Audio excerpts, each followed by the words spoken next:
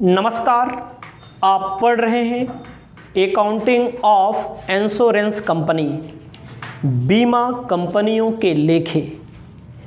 आपको इस वीडियो के माध्यम से बताने जा रहे हैं financial statement of insurance company के बारे में, यानी कि बीमा कंपनियों के खाते के बारे में, बीमा कंपनियों के वित्तीय विवरण के बारे में।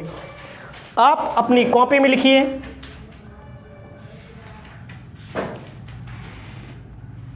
अकाउंटिंग और financial statement of insurance company.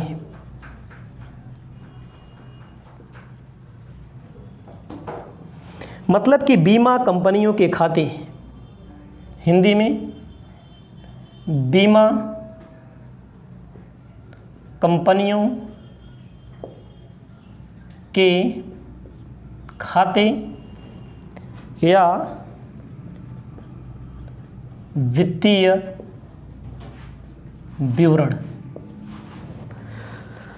ध्यान देना है, बहुत सारी बीमा नियामक एवं विकास प्राधिकरण IDRA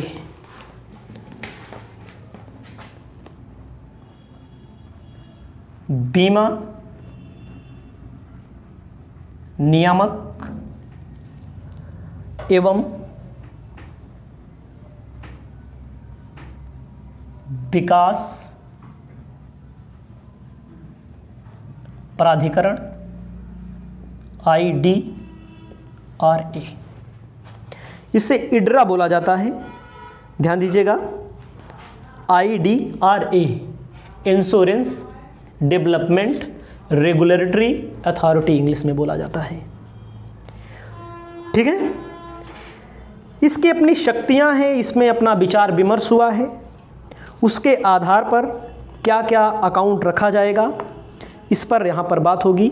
IDRA के शर्तों के अनुसार, नियम कानूनों के अनुसार सबसे पहले हम आपको बताना चाहते हैं, सबसे पहले लिखा जाता है भाग ए, भाग 2, भाग 3 बोला गया है, schedule first, part 1, part 2, part 3। ठीक है, तो सबसे पहले आपको लिखना है भाग 1, यानी कि पार्ट 1, 2, 3, 4, 5। ठीक है, भाग 1, भाग 2, भाग 3, भाग 4, भाग 5 है। इसमें लिखा गया है वित्तीय विवरणों की तैयारी एवं उनके लेखांकन का सिद्धांत। ठीक है, भाग 1 में लिखना है वित्तीय विवरणों की तैयारी के लिए लेखांकन सिद्धांत, वित्तीय विवरणों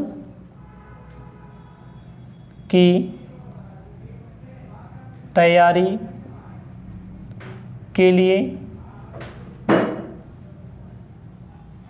लेखांकन सिद्धांत, वित्तीय विवरणों की तैयारी के लिए लेखांकन सिद्धांत।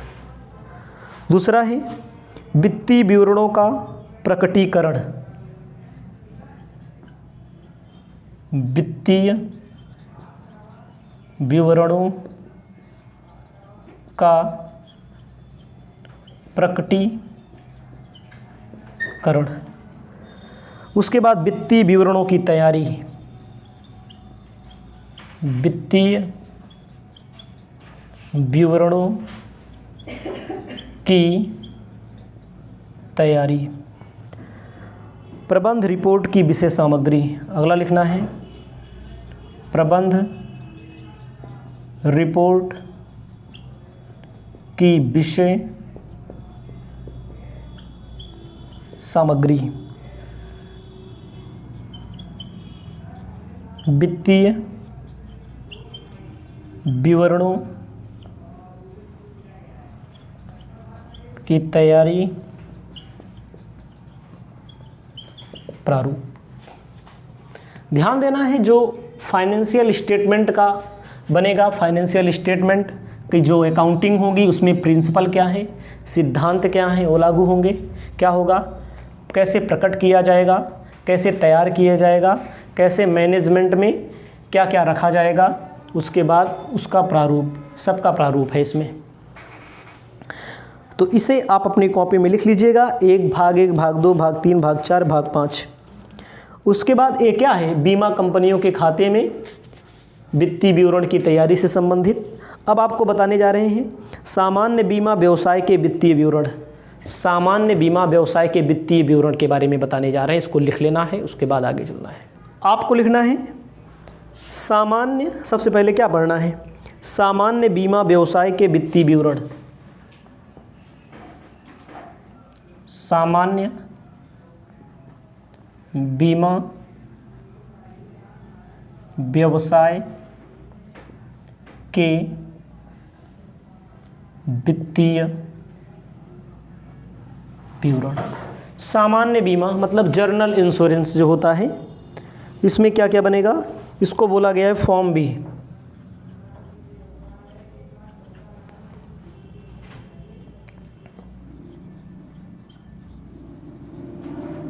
रेवेन्यू अकाउंट, उसके बाद BL profit and loss account, उसके बाद बैलेंस शीट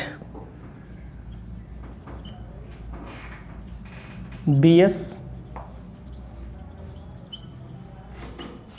बैलेंस शीट। ठीक है। सामान्य बीमा में क्या क्या होता है इसको ध्यान दीजिएगा।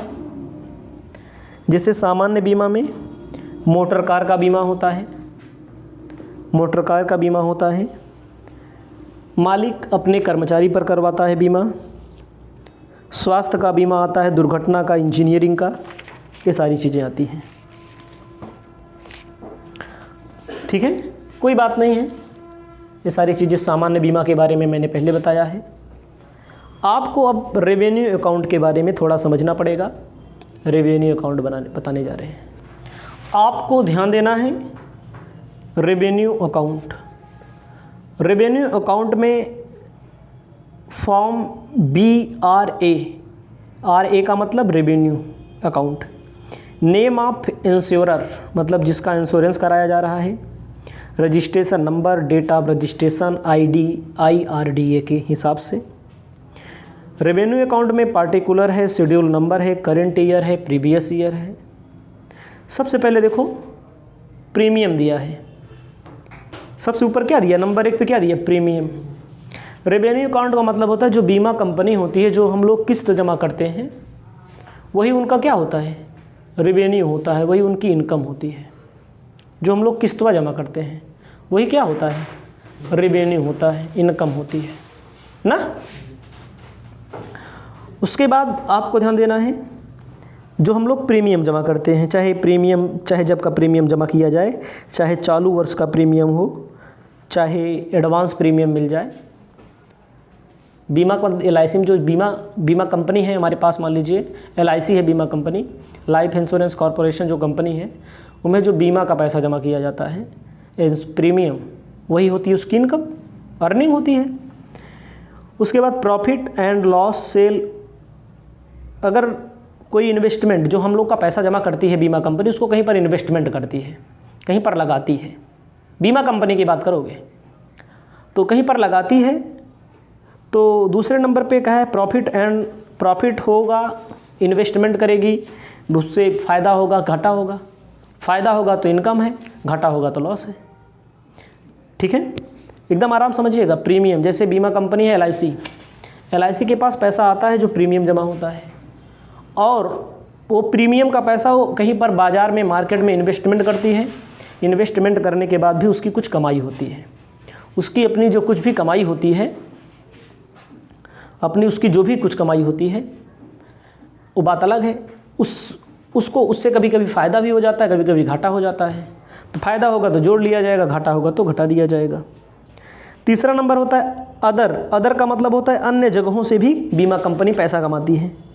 अदर का मतलब होता है अन्य जगहों से भी बीमा कंपनी क्या करती है, पैसा कमाती है। उसके बाद होता है इंटरेस्ट, डिविडेंड, रेंट, ग्रॉस। देखो भैया, जहाँ पर मार्केट में पैसा लगाई है बीमा कंपनी LIC हम लोग का पैसा जो जमा कराती है, कहीं मार्केट में लगाई है तो वहाँ से उसको लाभांश मिलेगा, वहाँ से उसको ब्याज मिलेगा, वहाँ से उसको रेंट मिलेगा, कुछ भी पैसा मिलेगा उसको। तो सबसे ऊपर टोटल ए कर देंगे, जहाँ जहाँ से बीमा कंपनी के पास पैसा आता है। कहाँ कहाँ से आता है? प्रीमियम से पैसा आएगा बीमा कंपनी के पास, प्रॉफिट होगा, लॉस होगा, रिडेम्पशन ऑफ इन्वेस्टमेंट का, उसके बाद अदर होगा, उसके बाद इंटरेस्ट, डिविडेंड, रेंट, ये सब पैसा आता है बीमा कंपनी के पास। अभी क्वेश्चन आगे पढ़ेंगे तो आपको समझ में आएगा। और अब टोटल ये कर लीजिए, पैसा आ गया। देखो अब अगला दिया है क्लेम इंश्योर्ड। क्लेम इंश्योर का मतलब होता है जो, जैसे मान लीजिए LIC में कोई व्यक्ति बीमा करवाया है, इंश्योरेंस करवाया है, कोई मर गया, समझिएगा, चाहे LIC की बात करो चाहे इसकी बात करो, कोई मर गया, चाहे जैसे मोटरसाइकिल वाली बीमा करती है ICICI, तमाम कंपनियां HDFC बीमा करती है, तो क्लेम का पैसा भी देना पड़ता है। गाड़ी घोड़ा लड़ गई तो देना नहीं पड़ता, तो ये खर्चा होता है, उसका माइनस कर देंगे। कमीशन, एजेंट को भी कमीशन देना पड़ेगा जो बीमा करवाता है ना, एजेंट को कमीशन देना पड़ेगा, ये खर्चा है उसका। ऑपरेटिंग एक्सपेंसेस का मतलब जहाँ ऑफिस होगा वहाँ पर कर्मचारी होंगे, वहाँ पर बिल्डिंग का रेंट देना पड़ेगा, टैक्स देना पड़ेगा, ये भी खर्चा है, इसको माइनस कर देना है। तो आपको ध्यान देना है, आपको एक सामने दिया है ऑपरेशनल प्रॉफिट, ए में से बी माइनस कर दीजिए, आपका फ़ायदा आ जाएगा। जब फ़ायदा आ जाता है तो शेयर होल्डर को ट्रांसफ़र किया जाता है, रिजर्व में ट्रांसफ़र किया जाता है, समझिएगा, बहुत आसान तरीके से मैं आपको बता रहा हूँ। बीमा कंपनी कोई भी है, पैसा कहाँ कहाँ से आएगी? पहला बताया प्रीमियम से पैसा कमाएगी, दूसरा बताया इन्वेस्टमेंट को बेचेगी, उससे फ़ायदा भी होगा, फ़ायदा होता है अधिकतर। मान लीजिए अदर इनकम हो जाती है, अगर जो हम लोग का पैसा बीमा कंपनी ने जमा कराया है कहीं पर लगाया होगा, वहाँ से उसको ब्याज मिलता है, वहाँ से उसको लाभांश मिलता है, वहाँ से उसको रेंट मिलता है। उसके बाद खर्चा माइनस कर दीजिए। जब कंपनी खर्चा माइनस कर देगी तो उसके बाद जो बचेगा वही फ़ायदा होगा, ऑपरेटिंग प्रॉफिट होगा। फ़ायदा के बाद ट्रांसफ़र करेगी किसको? शेयर होल्डर को अपने देगी, उसके बाद रिज़र्व में भी भेज देगी। अगर कोई अदर रिज़र्व है तो वहाँ पर भी वो क्या कर देती है? भेज देती है। ये आपका टॉपिक कौन सा हो गया? रेवेन्यू अकाउंट का टॉपिक हो गया। इसको आप ध्यान देंगे, एक एक क्वेश्चन पर हम आपको अच्छे से एक मजबूती के साथ बताएंगे। इसे आप अपनी कॉपी में लिख लीजिए, आगे नेक्स्ट टॉपिक आपको बता रहे हैं।